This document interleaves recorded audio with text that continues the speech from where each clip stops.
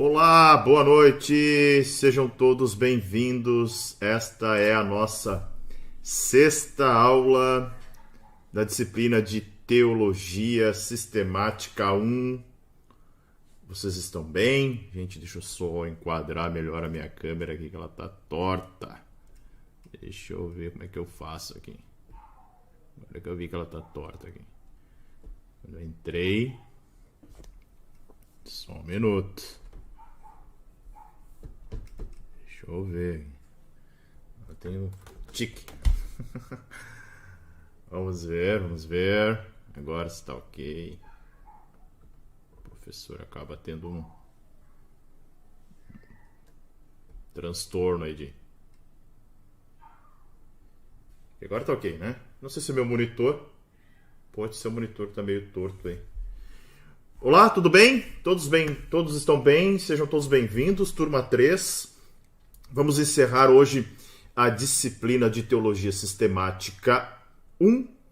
Então, desde já, eu te convido para que você curta o vídeo, né? Deixe o seu like aí, é muito importante para o canal, importante para que os conteúdos do meu canal alcancem mais pessoas. Vocês sabem que a gente tem estamos aqui imbuídos de produzir conteúdos gratuitos para que as pessoas possam ter acesso à teologia, conhecer a teologia, possam realmente entender para que ela serve, né? Tão importante nos dias de hoje as pessoas compreenderem a teologia. Claro que muito já se avançou em relação àquele sofisma, né? O melhor paradigma, para não ser tão agressivo assim, de que a teologia ela esfria o crente, de que a teologia ela deixa o crente mais legalista. E de fato, se você faz teologia, né, e a gente diz aqui com muita seriedade e responsabilidade que todo mundo faz teologia, né? Toda pessoa que pega uma Bíblia, abre essa Bíblia e pede para que o Espírito Santo lhe inspire e faz um esforço genuíno e sincero de interpretar a ponto de internalizar a palavra para vivê-la, para realmente ser um praticante da palavra. Você está fazendo teologia, né? Então isso é teologia, tá? E eu gosto sempre de dizer que a teologia é o nosso esforço, o esforço humano de compreender Deus, de entender essa revelação que ele nos deixou, né? Tá vendo aqui que eu tô com umas coisinhas na roupa. Quem faz ao vivo, né? Eu vim correndo pra cá, não me olhei no espelho, aqui tava cheio de coisinha. Mas tudo bem, tô em casa, né, gente? Então não tem problema, tá? Estou em casa, então vocês não... posso dar aula aqui até... não de pijama, né? Mas eu estou em casa. Certo? Então a teologia é para isso, né? A teologia ela tem esse propósito, nos aproximar de Deus. Então, se eu faço teologia com o coração sincero, eu me aproximo do Senhor. Ok? Então, nós estamos chegando na metade do curso, né? Vocês aqui da turma 1, eu até criei, da turma 3, né? Eu até criei aqui um calendário, depois eu até posso compartilhar, está na minha agenda no Google Agenda aqui, onde eu coordeno minhas pendências e as minhas atividades, e eu estava programando aqui para ver quando é que eu poderia lançar a turma 5, né? Já tem gente pedindo, e a gente acabou definindo aqui a turma 5. Ela só vai iniciar quando realmente nós tivermos a turma 3 encerrada e a 4 na fase de finalização, ou seja, né, vocês terão aula comigo, terão que me suportar até o dia 2 de dezembro, ok? A turma 4 vai longe ainda, né? A turma 4 vai até abril, certo? Então, 2 de dezembro, né? Prometo que vocês se formam antes do final do ano, né? Antes de virar 2023 aí, virada de 2022 para 2023, vocês estarão formados no Teologia para Todos. Então, hoje nós encerramos a quinta disciplina, que na verdade anteriormente havia sido programada para serem 5 aulas, mas devido ao tema do Espírito Santo aí ser algo que a gente precisou se aprofundar um pouquinho mais, estendemos então para 6 aulas. E Cristologia não tem, né? Cristologia tem que ser aquilo ali, aquela extensão, aquela profundidade, porque a disciplina é simplesmente fantástica e maravilhosa. Ok? Então, amanhã, hoje eu não vou conseguir, tá? Eu tenho um compromisso, hoje eu não consigo disponibilizar nem a avaliação e nem o e-book de hermenêutica. Talvez o e-book até eu consiga, mas a avaliação é certo que não, tá? Então vocês podem acessar lá no Linktree, no canal do Telegram. O Linktree não está mais na minha bio no Instagram, porque lá está o link para o canal do YouTube, até porque as aulas já não são mais pelo Instagram. Graças a Deus a gente conseguiu migrar para cá, porque realmente não tem mais condições de realizar o Teologia para Todos pelo Instagram, tem que ser pelo YouTube, pela quantidade de aulas que eles vêm excluindo lá, e estão excluindo tudo, né? Tem ficado aí só o Café com Palavra lá pelo Instagram, certo? Paramos na página de número 57, falamos sobre o selo do Espírito Santo. Hoje vamos falar o Espírito Santo como um penhor, tá? E eu quero, né, nós vamos falar do Espírito Santo como penhor hoje, o próprio relacionamento com o Espírito Santo, as operações do Espírito Santo, né? E a própria doutrina do Espírito Santo e seus nomes. E aí eu quero, né, esse material aqui que eu quero apresentar para vocês aqui, a gente vai se debruçar um pouquinho mais nessa questão da natureza do Espírito, e também esse slide estará disponível para vocês. Eu vou disponibilizar, eu tenho que atualizar o Drive da turma 3 também, e prometo que amanhã vocês estarão com o Drive, com os slides atualizados. Certo, gente? Então vamos lá falar sobre um pouquinho da natureza do Espírito Santo, tá? Um pouco desse conteúdo aqui tá no e-book, mas está um pouquinho fora de ordem aqui. Eu não organizei esse slide aqui, eu simplesmente vim trazendo alguns insights aí importantes para que a gente possa falar do Espírito Santo, mas vamos seguir na linha lá do e-book também, não se preocupe, tá? Eu sempre falo, o que cai na avaliação é o conteúdo do e-book que eu trago aqui no slide, é sempre um plus, né? Um adicional, conteúdo adicional para que vocês possam ter aí. Bom, aula passada eu encerrei falando sobre o Espírito Santo como um selo, tá? Agora vamos entender o Espírito Santo como um penhor. O que seria, né? Então, lembrando o que eu falei na aula passada, se eu sou selado pelo Espírito Santo, se eu tenho Cristo no meu coração, se eu sou regenerado, se eu realmente sou um seguidor, se eu sou um discípulo, eu tenho o selo do Espírito Santo. Eu fui selado pelo Espírito Santo. Então, isso nós vimos ali e até entramos numa questão, numa seara. Algumas igrejas entendem que o batismo com o Espírito Santo ele se dá num outro momento, né? Então, é possível um crente ter Jesus, reconhecer Jesus no seu coração, mas ele ter uma vida de devoção, uma vida de muito tempo com Cristo e não ser batizado com o Espírito Santo. Esse é o entendimento de algumas igrejas pentecostais que até afirmam que a evidência do batismo é o falar em línguas, ok? O texto bíblico não deixa isso claramente, né?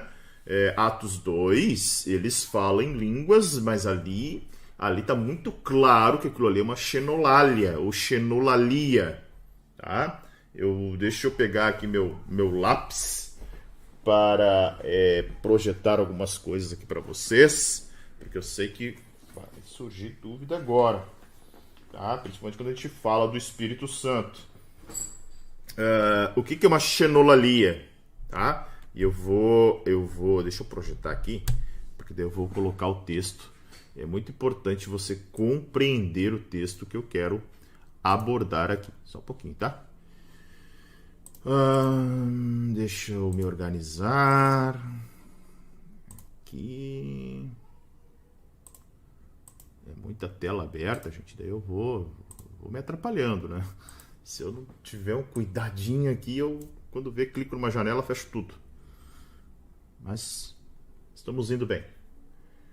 Bom, vamos ler Atos. Vamos lá? Vamos para o livro de Atos dos Apóstolos, para que vocês possam entender o que eu quero apresentar aqui, tá? Deixa eu jogar na tela. Um minutinho só. Onde é que está minha Bíblia aqui? Aí. Atos, capítulo 2, né? Ali. Deixa eu colocar na tela aí. Aí, ó. Atos, capítulo 2. Vamos ler a partir do verso de número 1. Havia chegado o dia de Pentecostes, quando os crentes se reuniram, todos no mesmo lugar, naquele dia, e de repente veio do céu um som semelhante ao rugido de um poderoso vendaval, que encheu toda a casa onde estavam assentados. Eu estou lendo na Nova Bíblia Viva. Então viu-se algo parecido com línguas de fogo. Línguas de fogo. Aqui, essa línguas de fogo que aparece no versículo 3, ela é uma representação, uma simbologia do Espírito Santo, tá? Então, viu-se algo parecido com línguas de fogo. O que é isso aqui? É o cumprimento de Atos 1:8, tá? Cadê Atos 1:8? Jesus subindo aos céus. Lembra que nós falamos recentemente em Cristologia sobre a ascensão aos céus, né? Então, olha o que diz Atos 1:8. Mas quando o Espírito descer, quando o Espírito Santo descer sobre vocês, receberão poder para serem minhas testemunhas, daí, tanto em Jerusalém, como em toda a Judéia, Samaria, até os confins da terra. Então, algo muito importante para você entender aqui, tá? Primeiro, nós somos cheios do Espírito Santo com um propósito muito claro, para ser testemunhas de Jesus. Atos capítulo 1, verso 8. Ninguém é cheio do Espírito Santo para rodopiar, ninguém é cheio do Espírito Santo só para cair no poder, ninguém é cheio do Espírito Santo só para se debater, ninguém é cheio do Espírito Santo para esse tipo de coisa. Ninguém é cheio do Espírito Santo para revelar CPF, ninguém é cheio do Espírito Santo para revelar RG, ninguém é cheio do Espírito Santo para ficar inferindo profecias, né? Fazendo inferências em nome do Senhor, assim diz o Senhor, né? Um negócio aí que tem sido muito vulgarizado. E nós já vimos que a revelação de Deus, falar em nome do Senhor, é algo muito sério, né? E revelação como doutrina não cabe mais, tá? Alguém vai dizer, pastor, tu não acredita em revelação? Claro que eu acredito. Primeiro, deixa eu deixar algo muito claro aqui. Revelação como doutrina não existe mais. Ou seja, essa inspiração do Espírito Santo encerrou. Ela foi temporária e foi para os mais de 40 autores dos textos bíblicos. Ou seja, revelação como doutrina, como palavra de Deus. Está aqui no cânon, né? Fechadinho, no Antigo e no Novo Testamento. Ok? Não temos mais esse tipo de revelação. A revelação como dom do Espírito, ela é pontual. Ela pode ser algo muito específica, né? Uma revelação que alguém tem, né, usado pelo Espírito Santo para alertar, para consolar, para edificar, mas nunca para doutrinar, ok? Esse é o primeiro ponto para você julgar uma profecia, né? Porque nós estamos falando do Espírito Santo, logo nós vamos falar dos dons do Espírito. Então, primeiro ponto, tá? Muito claro isso. Nenhuma profecia atual tem capacidade de doutrinar. Ela não tem essa autoridade, ok? Não tem. Pode ser quem for. Pode ser, né, o apóstolo não sei de onde, o patriarca lá do norte, né? A gente já tem patriarca no Brasil, por incrível que pareça. Não importa quem seja. As profecias hoje, ou revelações, não têm caráter doutrinário, ok? esse arcabouço doutrinário está encerrado.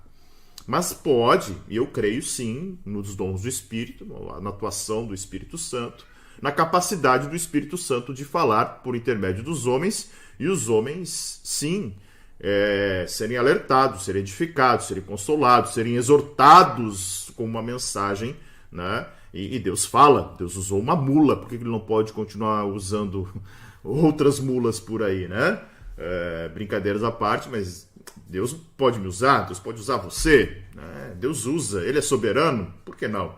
Pode usar o que ele quiser, né? Ele tem controle de todas as coisas, de todos, ele pode usar, ele pode trazer, usar com sonho, com visão, com revelação, enfim. O problema é que as pessoas carecem de conhecimento bíblico, e aí elas pecam no sentido de achar que tudo que elas estão imaginando é revelação. Todo sonho vai lá, sai de um culto, enche a barriga, né? Tem pesadelo e acha que é sonho. Acha que é sonho de Deus. Né? Não é assim. Né?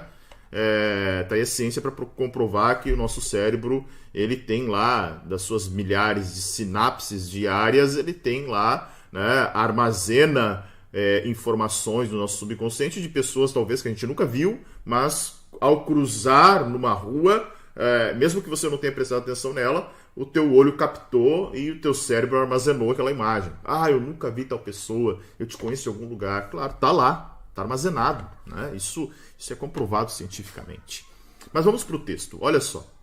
Então, ser cheio do Espírito Santo é para que eu e você sejamos testemunhas de Jesus. Não para estar dando pirueta, cambalhota, plantar bananeira, né? Ficar rodopiando como num... eu ia falar até alguma coisa aqui, mas em respeito, talvez a quem acredita, né? Ficar rodopiando como em alguns lugares aí, que algumas religiões também rodopiam com a mão para trás, ficam ali como se fosse um peão, né? Espírito Santo não é para isso, gente. Espírito Santo é um gentleman. O Espírito Santo é uma pessoa. O Espírito Santo, ele tem atributos comunicáveis, atributos não comunicáveis, e nós vamos ver isso, tá? Então, Jesus é muito claro aqui para os seus discípulos, dizendo: ficai em Jerusalém, né?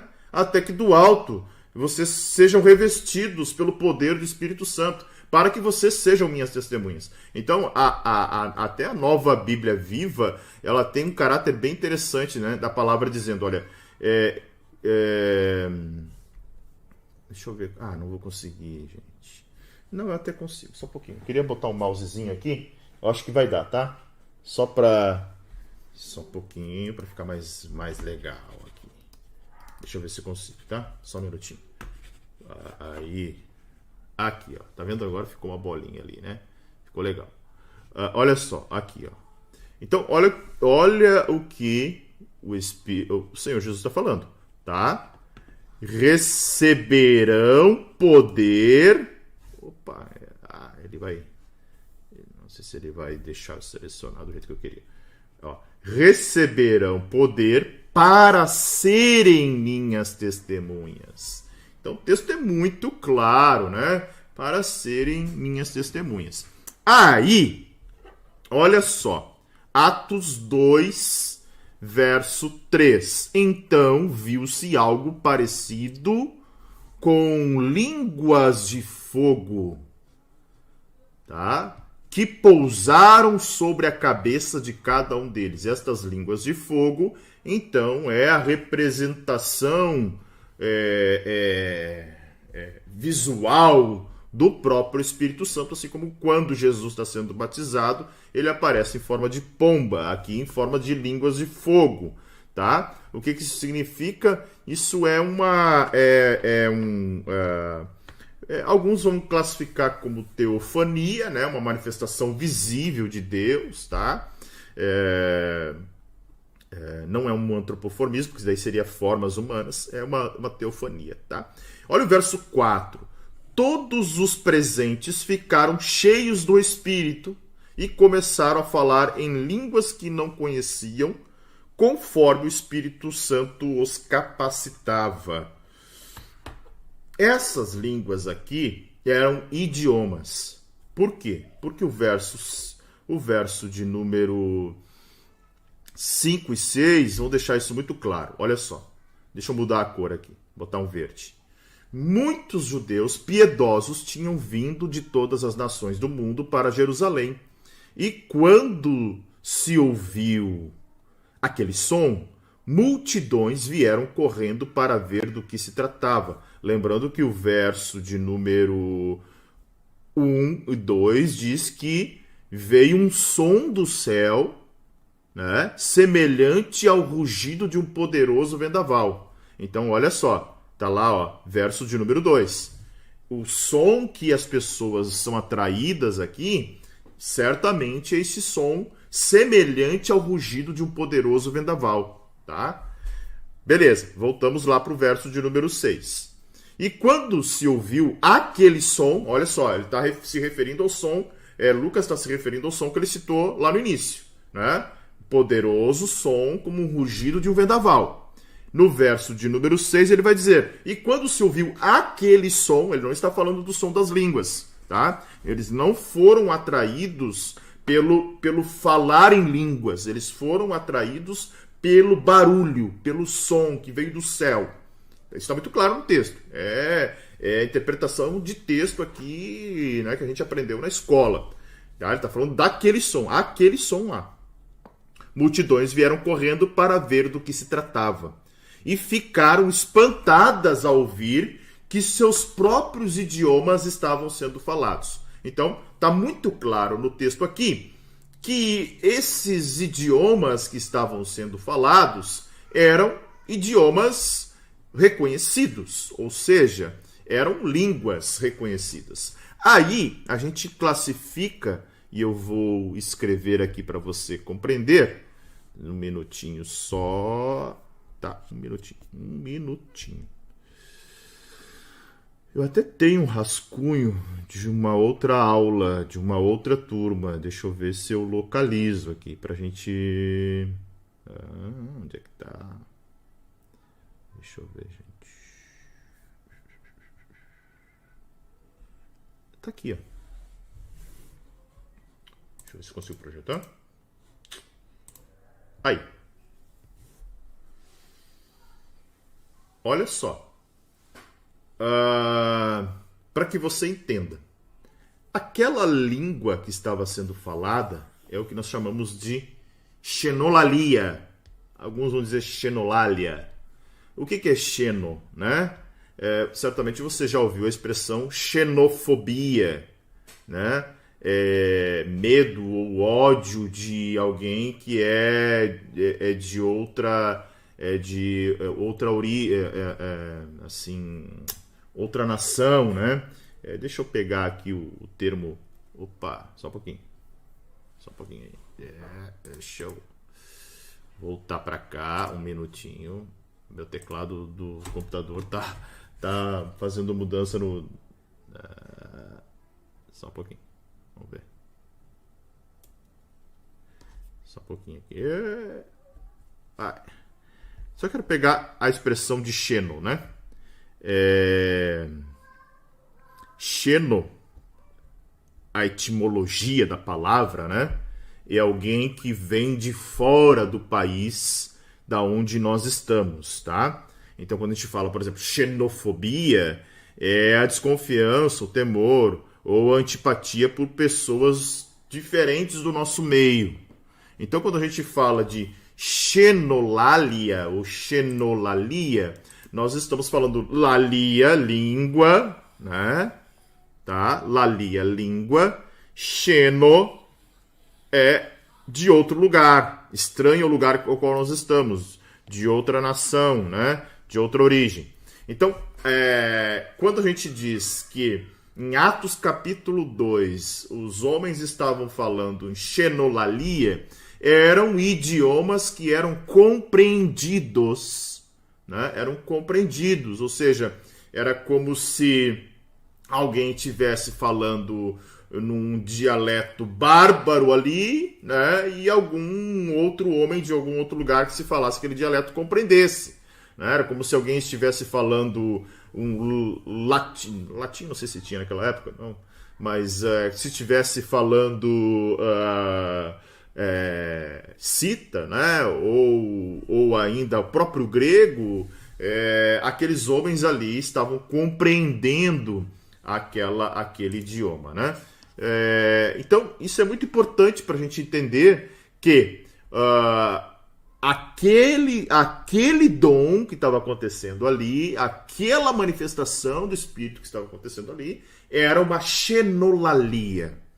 Agora, quando Paulo fala em dons do Espírito, a gente vai entender que é o glossolalia, ou glossolalia, ou seja, o falar em um idioma, tá, desconhecido.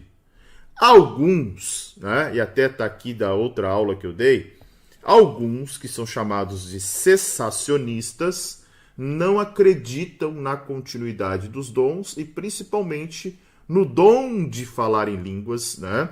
E aí a gente precisa ir para o texto de Apocalipse não, né? 1 Coríntios, perdão. 1 Coríntios capítulo 12. Deixa eu abrir aqui o texto de 1 Coríntios capítulo 12. Tá? Deixa eu ver onde é que está o texto aqui.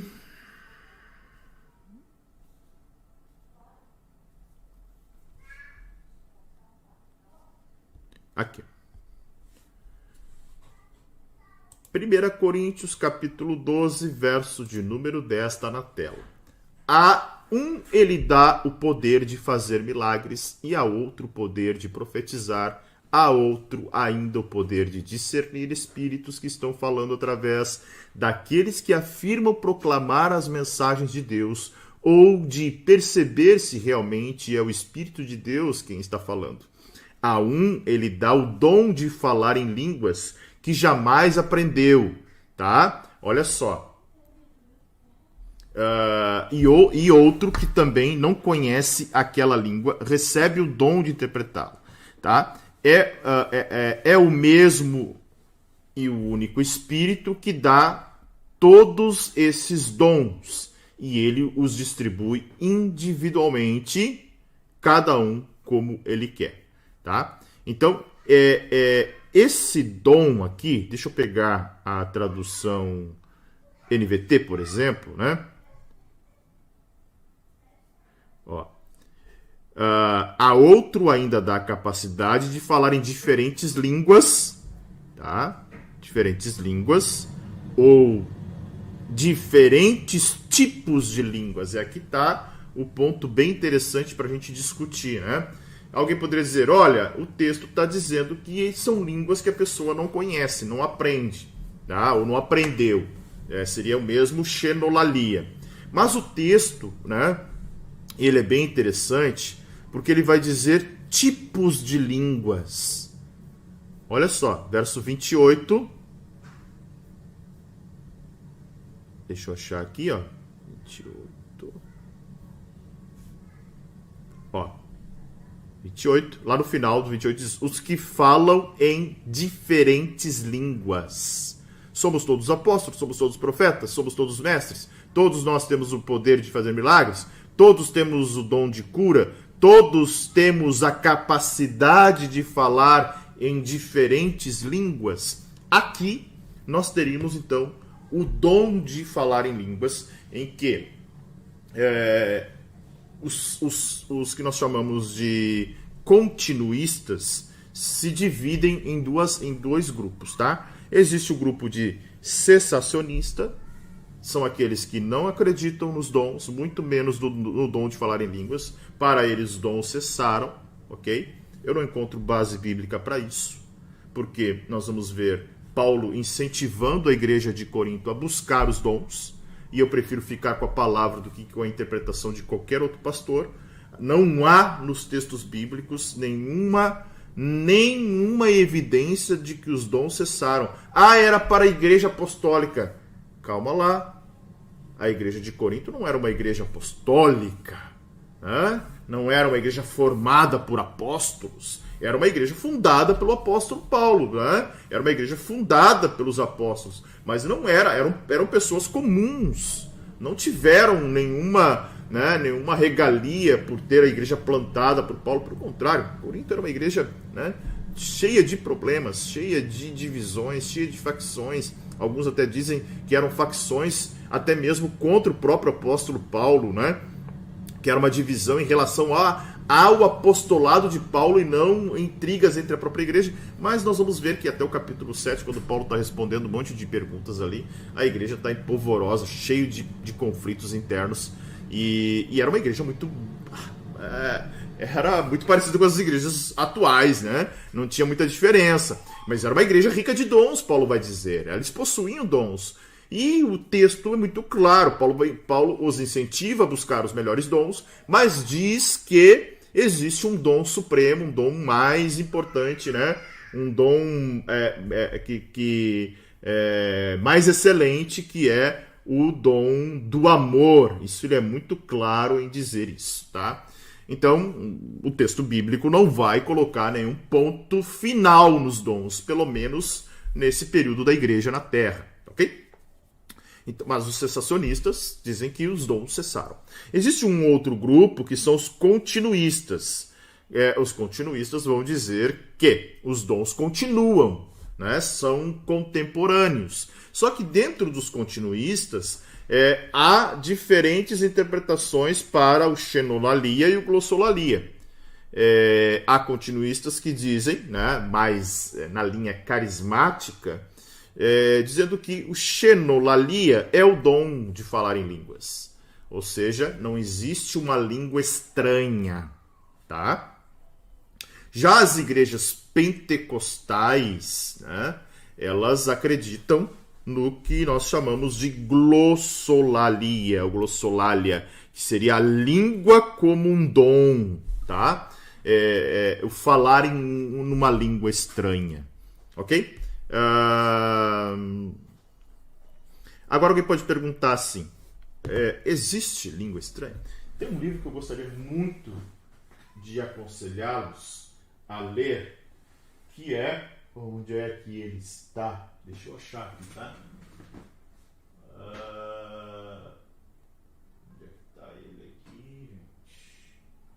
Está em algum lugar aqui. Deixa eu ver se eu acho, tá? Onde é que tá? É do... Onde é que tá aqui, gente?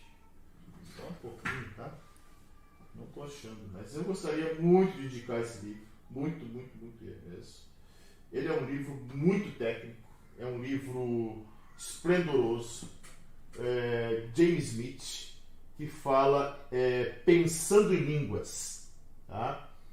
Ele está falando, a abordagem do livro, não achei mesmo, está por aí. Não sei onde é que ele está. Pensando em Línguas é o nome do livro. Tá? Deixa eu ver se eu jogo na tela aqui, mais fácil achar no Google do que eu procurar nos meus livros. Deixa eu achar aqui. Vale muito a pena, tá? Vale muito a pena. Ele faz uma abordagem filosófica cristã a respeito do falar em línguas. Está aqui, ó. Pensando em Línguas, James Smith. É o mesmo autor daquele livro Na Estrada com Agostinho, Você é Aquilo que Ama. Tem vários livros, assim, é um autor fantástico, né? E esse livro ele vai falar da contribuição pentecostal para a filosofia cristã, né? Algo muito, muito interessante. E essa ideia de falar em línguas, se nós cremos num Deus que é sobrenatural, né?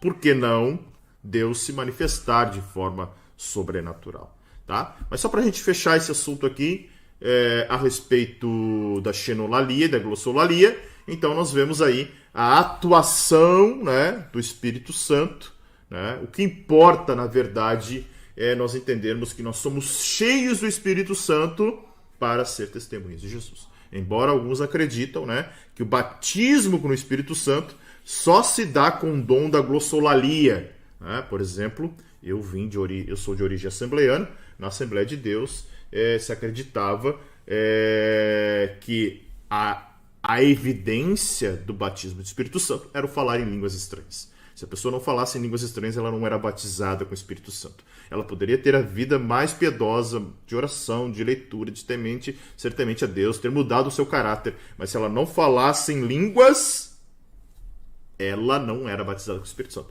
Hoje eu vejo isso como um equívoco, porque já vi nessa caminhada muita gente aí...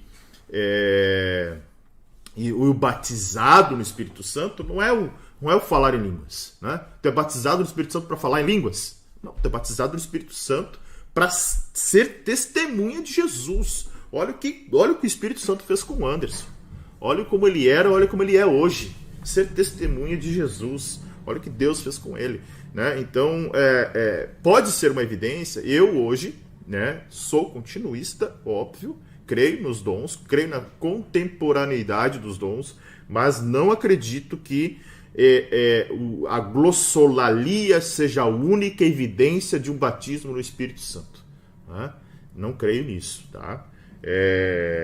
E nem creio que a pessoa tenha que falar em línguas para ser cheia do Espírito Santo. É claro que a questão do falar em línguas está muito nessa estrutura dos dons aqui. Embora eu, Anderson, creia tanto na xenolalia quanto na glossolalia.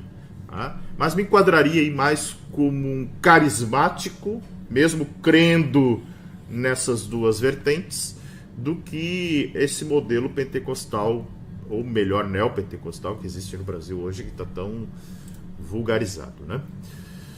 Mas essa é a minha opinião particular, e fico com ela e guardo ela, e desculpa por externar aqui, voltamos para a disciplina.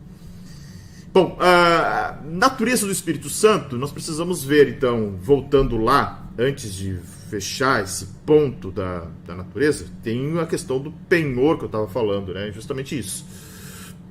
Então, o Espírito Santo como um penhor, deixa eu voltar para minha tela aqui,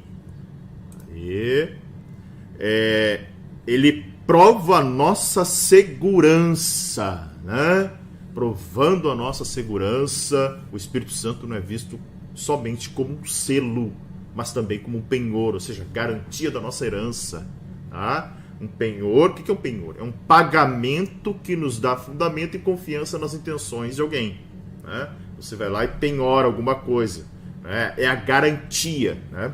A gente trabalha com licitações e todo o processo licitatório você tem que emitir um seguro garantia, uma carta garantia ou fazer um penhor. O que é? Se tudo der errado no projeto, tem lá uma garantia, uma seguradora, um penhor, de que o órgão vai ser ressarcido caso tenha algum problema. O Espírito Santo como penhor é isso, é uma garantia, né, das intenções de quem prometeu ele, que é o próprio Senhor Jesus.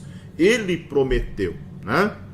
Um penhor é uma parte do todo. Então Jesus morreu para conquistar todas as bênçãos espirituais. Está lá em Efésios capítulo 1, verso 3. Tá? Então, pela fé, nós recebemos o Espírito Santo como um presente que vem a nós pelo trabalho de Cristo. Tá? Então, o penhor é uma promessa da existência de um futuro. Lembra o que Jesus disse? Não deixarei vocês órfãos. Né? Será enviado um outro consolador. Então o penhor é uma promessa de que será efetuado o restante da compra, né? Ou será pago o seu preço, ou o preço. Então não significa que a obra de Jesus não foi completa, não foi completa. Mas a ideia do Espírito Santo como penhor é para nós realmente entendermos que o Espírito Santo ele é a garantia, né, de que Jesus retornará. É isso, tá? Aí sim, bem interessante a questão do relacionamento com o Espírito Santo, né? Nenhuma experiência pessoal de profundidade com o Espírito Santo pode ser dogmatizada. Olha só. Nenhuma experiência pessoal de profundidade com o Espírito Santo pode ser dogmatizada. Nenhum conhecimento ou experiência com o Espírito de Deus deve bloquear o exercício do amor, provocando o distanciamento entre cristãos e cristãos, né? É aquele negócio assim. Certamente, se você foi ou é do meio pentecostal, certamente você já leu aquele livro ou ouviu falar do livro Bom Dia Espírito Santo, do Benny Hinn, né? Benny Hinn depois, né, virou um pastor aí da teologia da prosperidade. Recentemente ele até reconheceu seus erros e suas falhas, mas ele relata naquele livro Bom Dia de Espírito Santo, é um livro que tem, óbvio, tem muita heresia lá dentro, tem muita baboseira lá dentro, né? Mas tem coisas que são específicas da experiência dele com o Espírito Santo. E aí, qual foi o erro?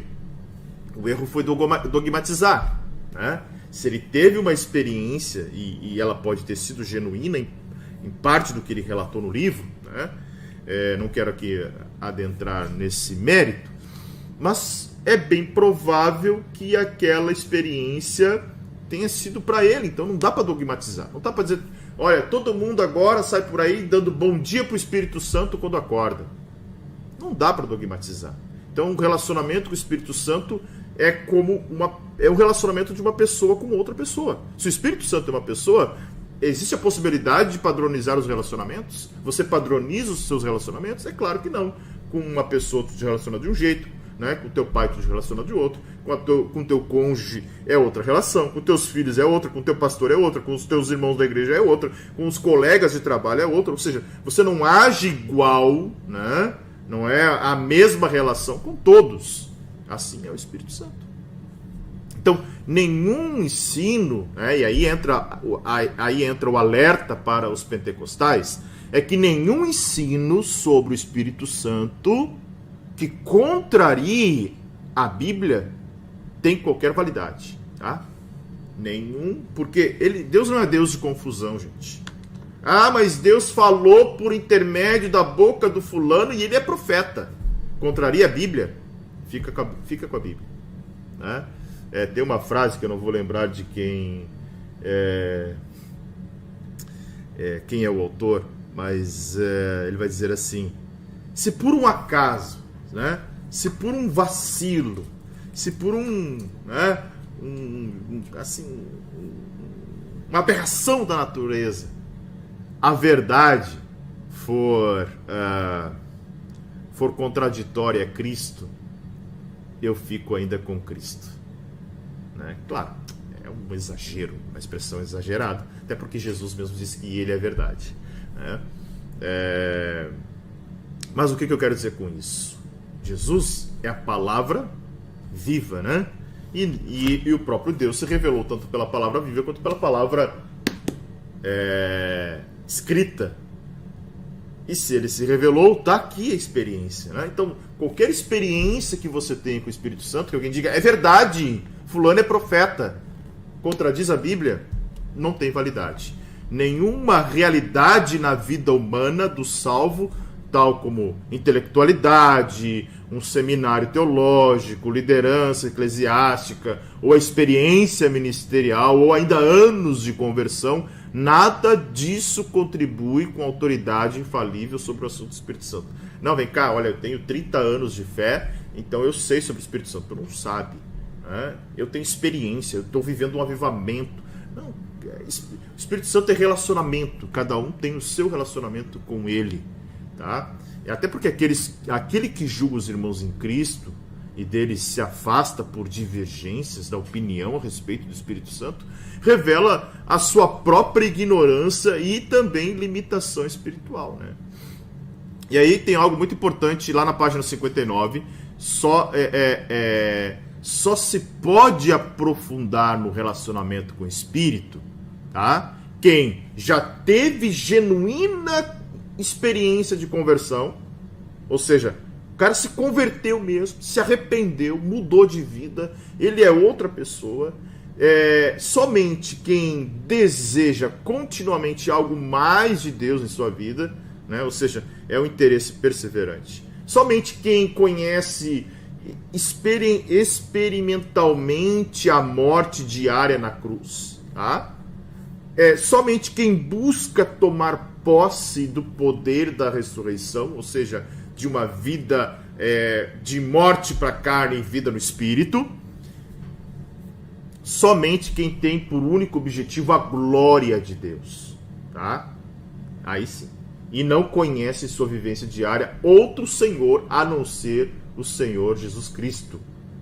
E também aquele que está, né, com uma consciência na vida corporativa de Cristo, que participa da vida de Cristo, participa da igreja. Caso contrário, é muito difícil alguém ter experiência com o Espírito Santo, e essa experiência for validada se ela, por exemplo, né, pegar o primeiro ponto, se ela não teve uma genuína experiência de conversão.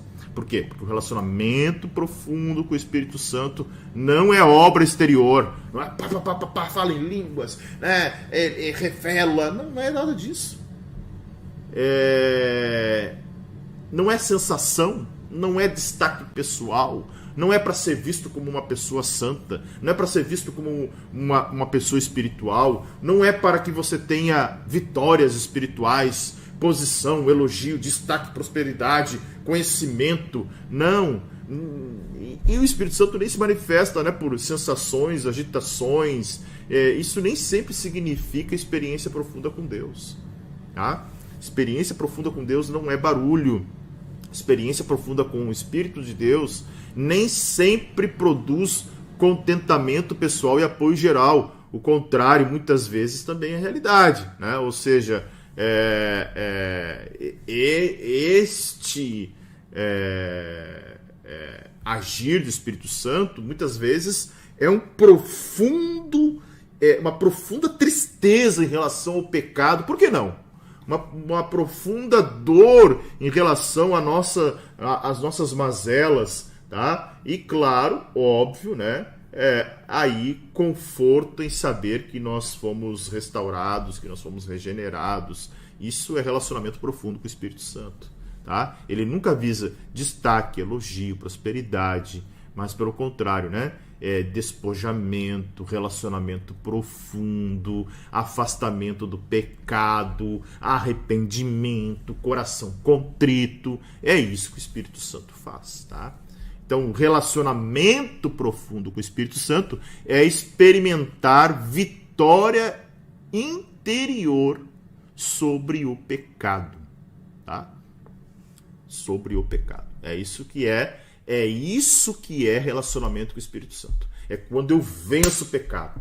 Sou tentado, mas venci. Sou, né? Sou combatido, sou guerreado por vários lados pelo diabo, mas estou ali, ó, lembrando da minha intimidade, da minha segurança com Deus, do Espírito, da minha relação com Ele, e eu venço no Espírito, né? Minha mentalidade carnal é rompida para que eu tenha uma mentalidade espiritual, e aí eu começo então a manifestar realmente o Espírito Santo de Deus. Amém? Então, muito importante nós compreendermos isto dentro desse espectro do Espírito Santo, né? E aí algo muito importante para que você entenda alguns atributos divinos do Espírito Santo, que são atributos de Deus, Deus Pai, atributos também do Filho, né? Eternidade, onipresença, onipotência, onisciência, verdade, santidade, vida, sabedoria, tudo isso, gente, são características também específicas do Espírito Santo, são atributos dele, né? Aí a gente poderia ver em relação aos nomes, que a gente falou um pouquinho no e-book ali, né? É muito importante você lembrar que esse termo pneuma aplicado ao Espírito Santo envolve o pensamento de fôlego, né? Como o vento. E é interessante que esse mesmo fôlego é o que aparece lá em Gênesis 1:26, quando Deus está criando o homem, né? Fôlego de vida. Tem uma palavra mais exata para usar, que eu não vou lembrar agora. Deixa eu ver se eu recordo aqui a respeito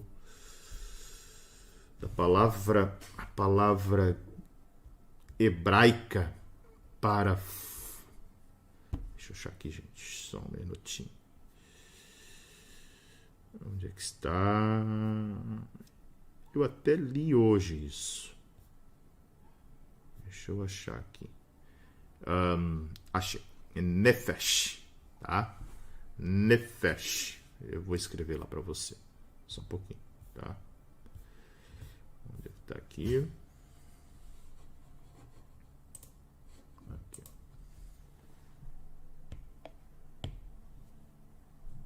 Onde é que tá? Deixa eu melhorar aqui só um pouquinho.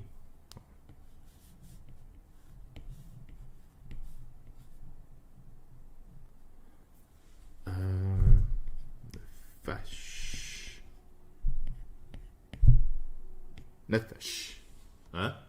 Nefesh é fôlego, tá? Opa, desculpa, tá, gente? Só corrigindo aqui, Nefesh. Agora que eu olhei. Correção. Nefesh.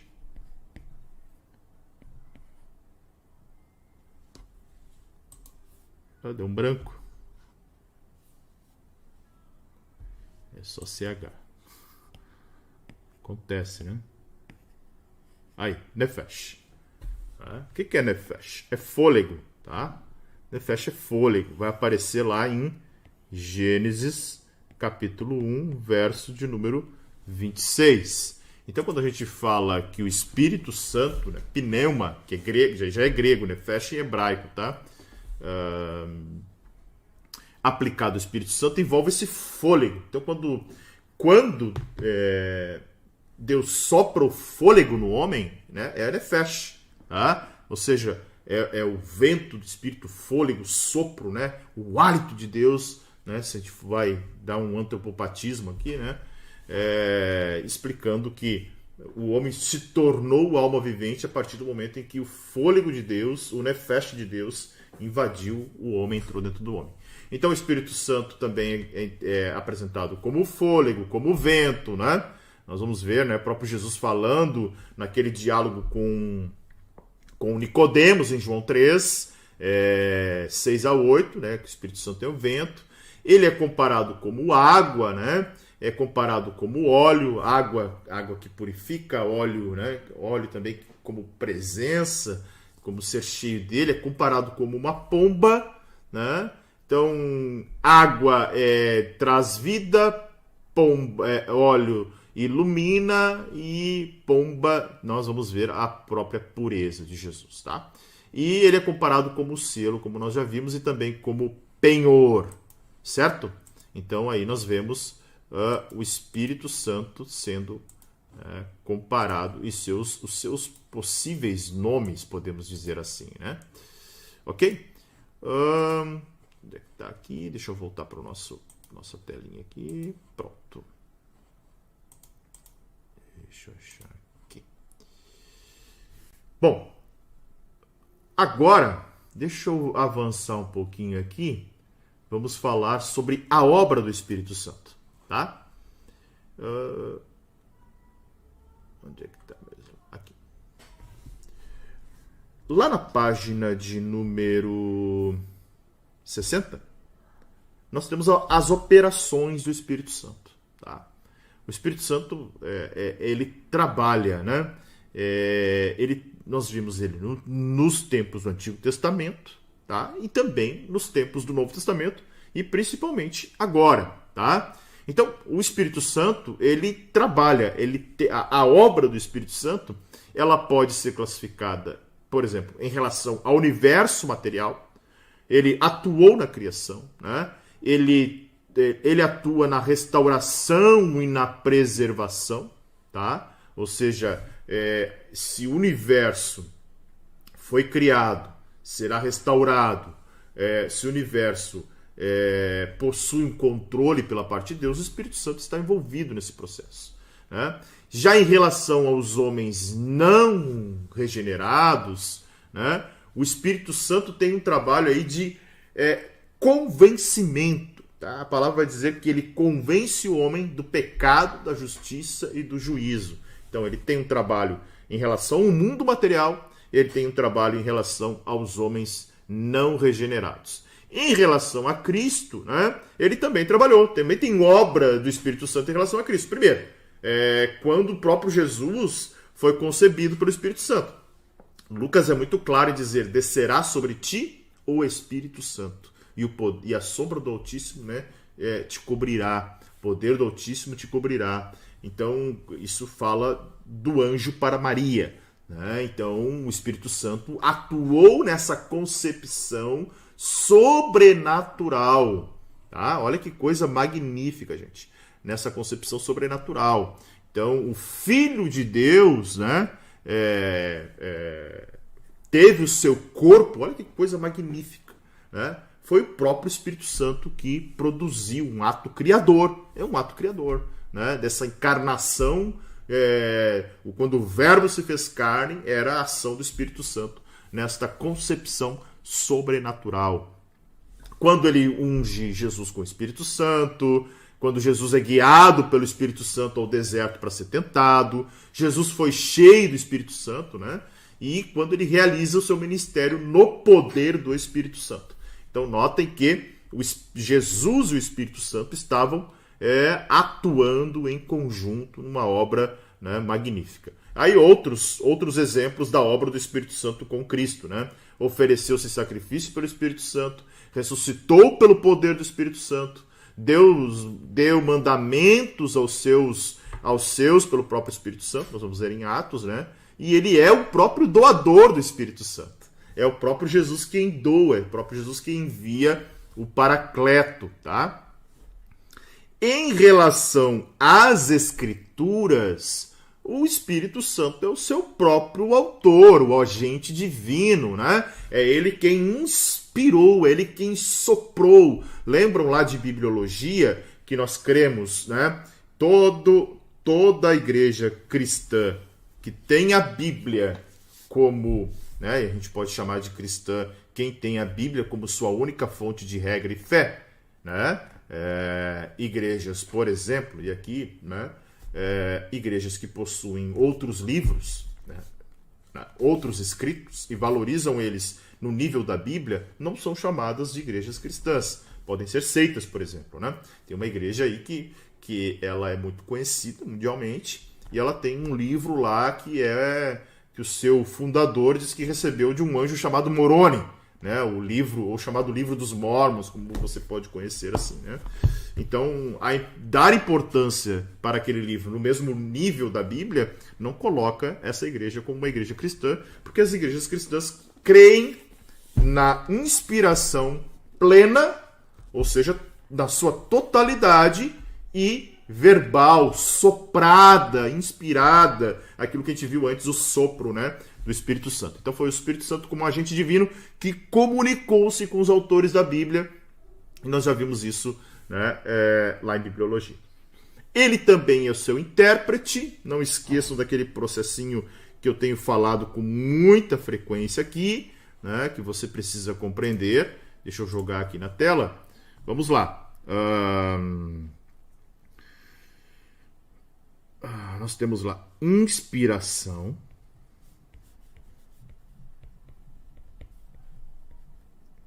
Opa, escrevi errado aqui. Inspiração.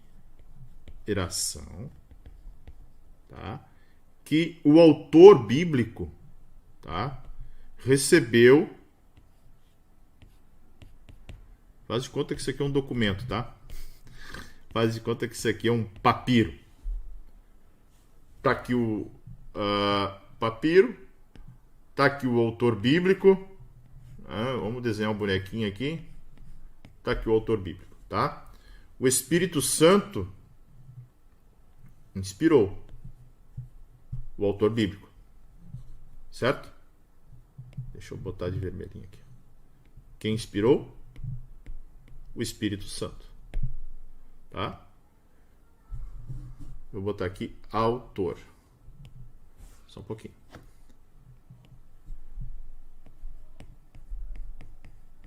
Autor. Minha letra é feia, mas você vai entender bem. O autor, então, quando ele é inspirado, ele recebe a revelação.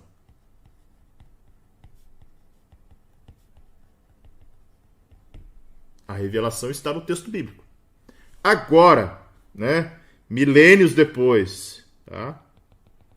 Milênios depois, aqui estão os alunos do Teologia para Todos, né? Lendo as suas Bíblias, tá? Todos eles aí lendo suas Bíblias. O que nós recebemos do Espírito Santo? Nós não recebemos a inspiração, tá? Ou seja, a inspiração não tem, acabou, por isso que não há novos textos sendo produzidos. A inspiração era para esse grupo aqui.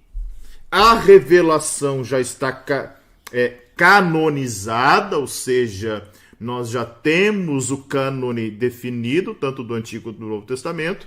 O que sobra para nós, e isso é muito importante, não é o que sobra, mas é importante, é o que nós chamamos de iluminação.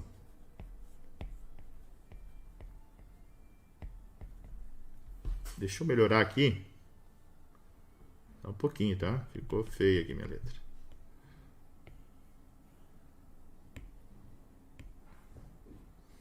Iluminação. O que é a iluminação? A iluminação é aquela ação do Espírito Santo. Opa, ficou para baixo. Só um pouquinho, gente. Agora que eu vi. Um minutinho, tá? Deixa eu melhorar aí. Aí, ó. Vamos melhorar. Porque eu sei que vocês gostam de dar print aí. Quero estar bonitinho aqui. Aí. A iluminação do Espírito Santo é quando aquela pessoa com coração sincero, né? Quer entender, quer compreender o texto. Então, o próprio Espírito Santo é o seu intérprete. Então, a verdadeira interpretação das Escrituras só é possível por intermédio do quê? Da iluminação. Ou seja, se eu busco com sinceridade, eu me aprofundo, quero conhecer, quero mergulhar no texto, né? Tenho relacionamento com esse Espírito, né? E tenho esse desejo por me aprofundar no texto, eu então tenho o que nós chamamos de iluminação, que o Espírito Santo vai dar em relação às Escrituras. Certo? Então aí nós temos a obra do Espírito Santo, magnífica, atuando na igreja, atuante na igreja. Claro, a gente poderia falar tanta coisa a respeito do Espírito Santo, principalmente, né, os textos que Paulo vai falar, né, a respeito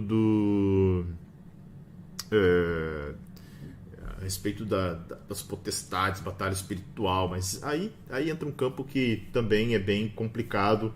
Mas o que é interessante, é complicado no sentido de ser longo, né? E não é o propósito da disciplina. O propósito da disciplina é que você conheça a doutrina do Espírito Santo. Então, o Espírito Santo não é uma força impessoal. A Bíblia deixa claro de várias maneiras que o Espírito Santo é uma pessoa distinta do Pai e do Filho, e não uma mera influência ou poder divino, operação divina. Então, ele é dotado de intelecto, de autoconsciência. O Espírito Santo é um ser, ele é dotado de personalidade própria, não é uma mera influência, uma emanação de Deus, né? É uma pessoa claramente divina que faz parte da trindade da divindade, ok? E, né, bem interessante nós vemos também a respeito da natureza do Espírito Santo, que os pronomes pessoais aplicados ao Espírito Santo são masculinos, muito embora o vocábulo grego pneuma é um substantivo neutro, tá? Também tem um outro termo masculino usado para o Espírito Santo, que é parakletos, tá? E parakletos é consolador. Eu vou pegar lá o meu diagrama que eu fiz. Deixa eu melhorar aqui, ó. Só para... Onde é que tá aqui? Vou jogar na tela. Aí, ó. Esse mesmo Espírito Santo, tá? Ele é chamado... Deixa eu pegar aqui e melhorar o lugar para escrever.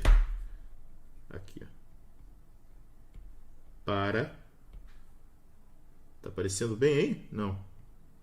Deixa eu melhorar aqui. Vou botar aqui embaixo.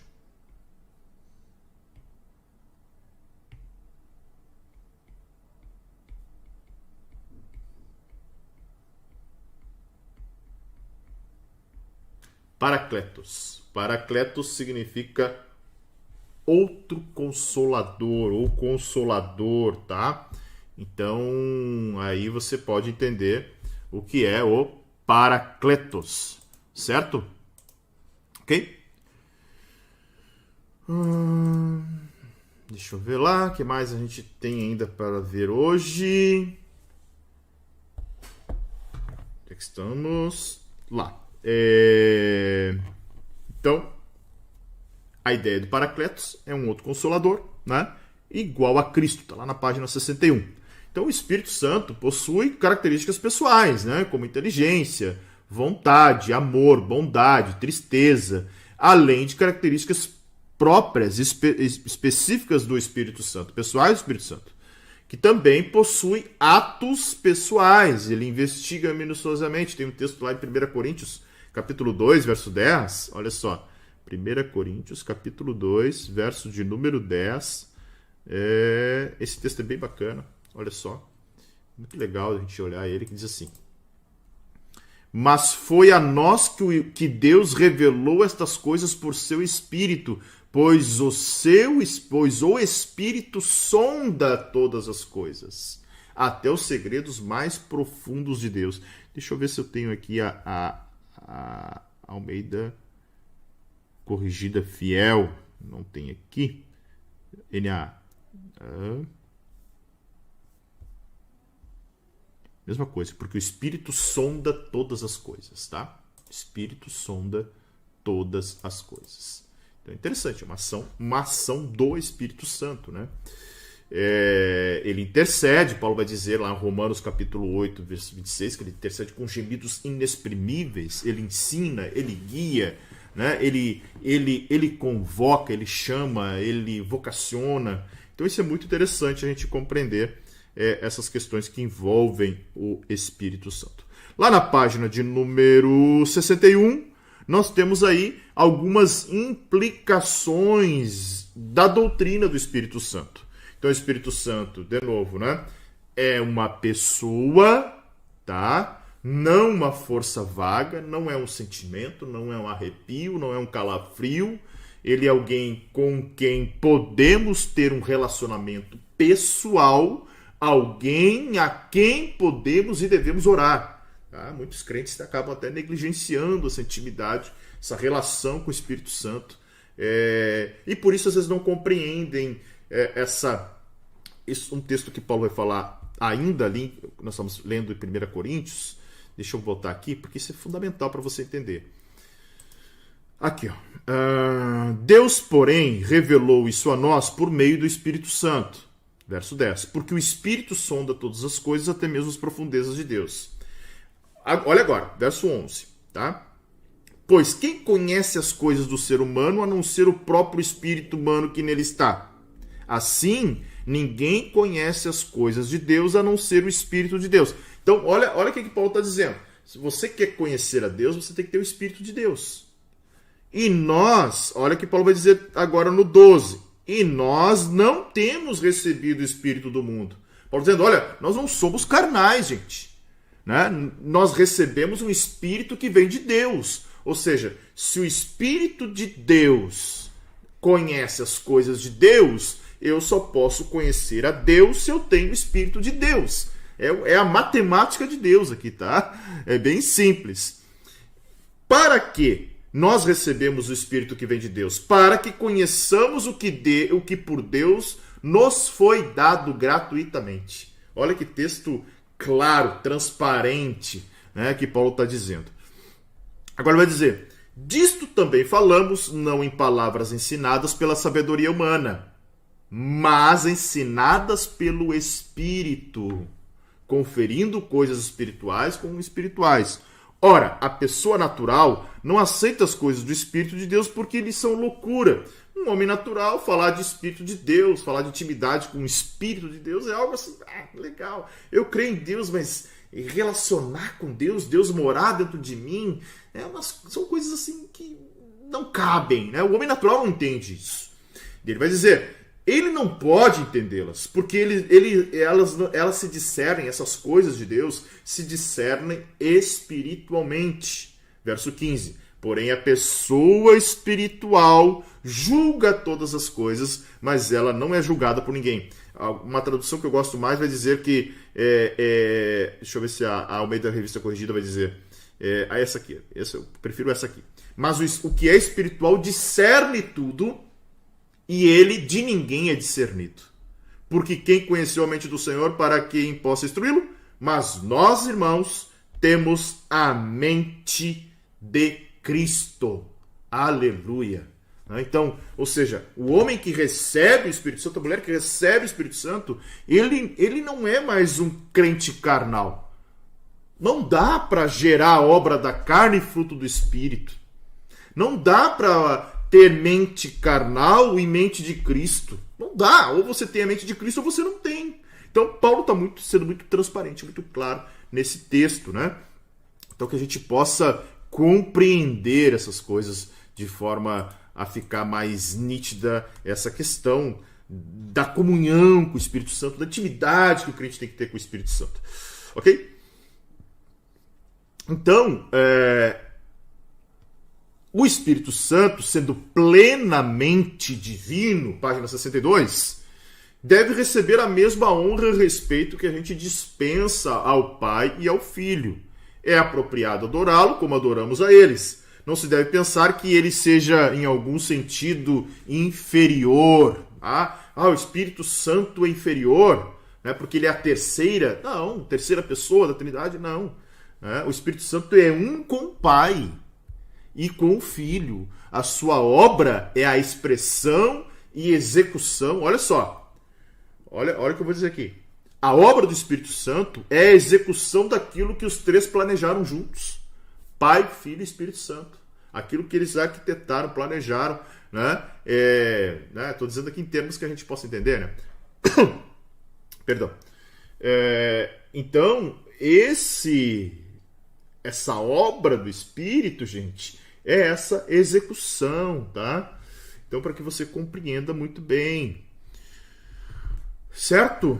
Então, Deus não está distante. No Espírito Santo, Deus triuno chega perto de nós, tão perto que, de fato, entra em cada pessoa que crê.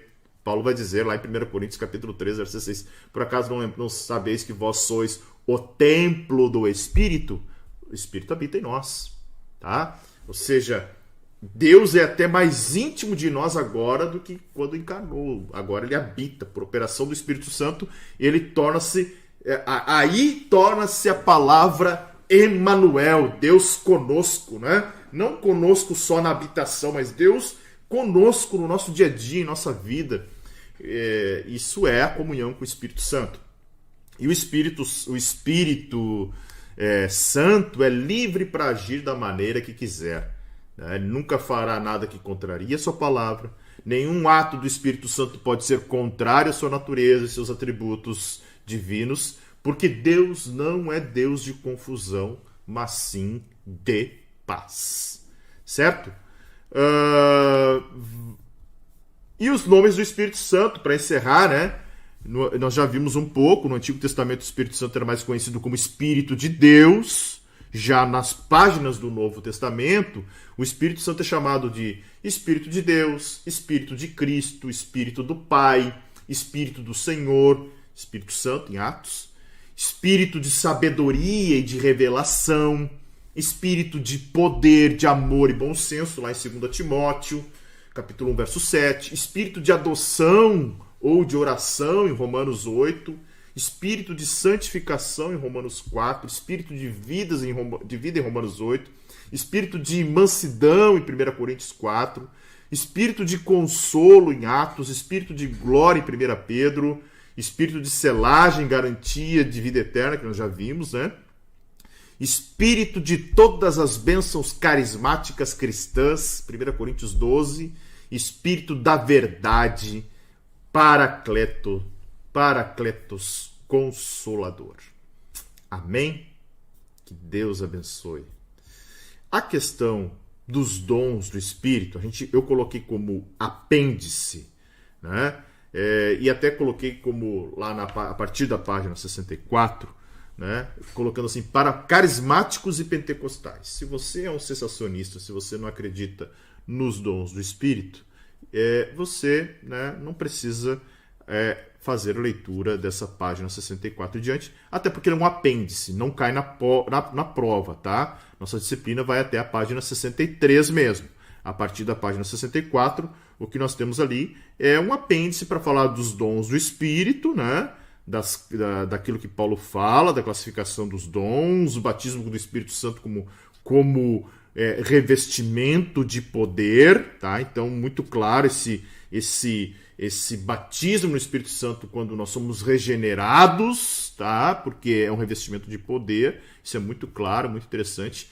E, de novo, as implicações da obra do Espírito. É apenas um apêndice ali, caso você queira fazer uma leitura a respeito